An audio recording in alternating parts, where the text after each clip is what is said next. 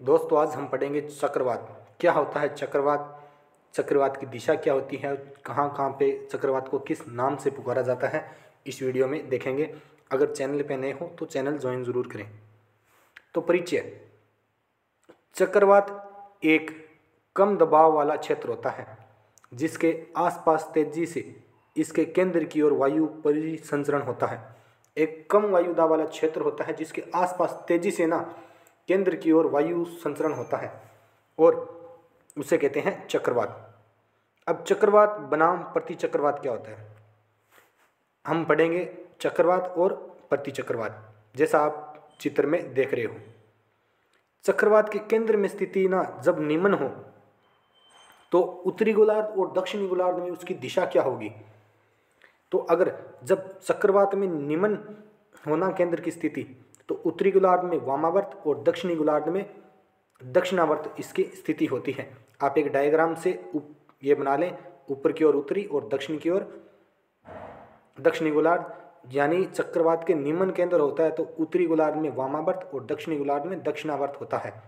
और इसके अपोजिट करना है आपको प्रति चक्रवात में, यानी जब केंद्र की स्थिति बीच में उच्च हो, निम्न को हमने कर दिया उच्च, वामावर्त को हम करेंगे दक्षिणावर्त और दक्षिणावर्त को करेंगे वामावर्त, इसकी विपरीत स्थिति होना उसे कहते हैं प्रति चक्रवात।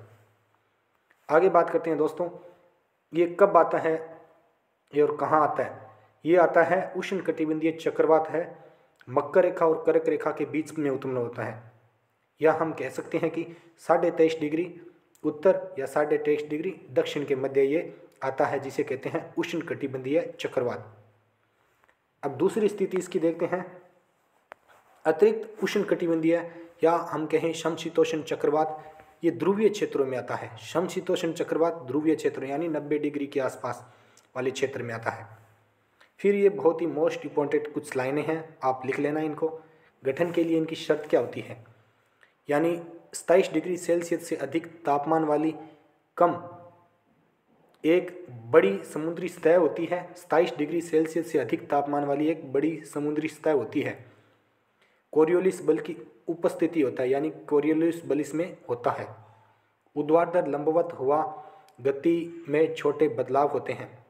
पहले से मौजूद कमजोर निम्न दाब क्षेत्र या निम्न स्तर चक्रवात परिसंचरण, या फिर हम कहें समुद्र तल प्रणाली के ऊपर विचलन, ये इसकी कुछ शर्तें होती हैं जिसके आधार पर ये चक्रवात आता है। और इसका नामकरण किसने किया था, नोडल प्राधिकरण WMO यानी विश्व मौसम विज्ञान संगठन ने इसका नामकरण किया था। हिंद महासागर के क्षेत्र हैं जहाँ पे चक्रवात आते हैं।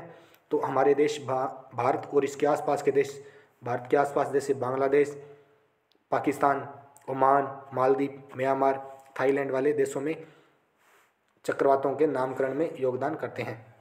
फिर आपने सुना होगा अलग अलग देशों में इसका अलग अलग नाम होते हैं। तो टाइफून दोस्तों कहते हैं चीन में या दक्षिणी पूर्वी एशिया का जो क्षेत्र है ना, वहाँ पे इसको टाइफून कहते हैं।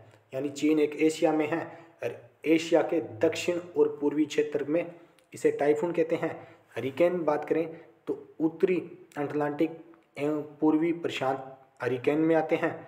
और टोर्नेडो पश्चिमी अफ्रीका और दक्षिणी यूएसए में टोर्नेडो आते हैं, यानी अफ्रीका का पश्चिमी भाग और इस इलाके में टोर्नेडो आता है। विली विली होता है, उत्तर पश्चिमी ऑस्ट्रेलिया में विली विली आता है। और उष्ण कटिबंधीय चक्रवात आता है दक्षिणी पश्चिमी प्रशांत और हिंद महासागर में। फिर भारत में जो चक्रवात आए हैं वो क्या है, द्विवार्षिक चक्रवात मौसम चक्रवात हैं जो मार्च से मई, अक्टूबर से दिसंबर के मध्य आते हैं। हाल ही के चक्रवात आपको बताने हैं दोस्तों, इसमें अरब सागर और बंगाल की खाड़ी में जो चक्रवात आए थे। तो ताउते नाम आपने सुना होगा, वायु या निसर्ग या मेकानु, ये अरब सागर में आए थे हाल ही में। और असानी, अम्फान, फोनी या निवार या बुलबुल या तितली या यास, सितरंग, ये बंगाल की खाड़ी में आए थे। ये है दोस्तों चक्रवात।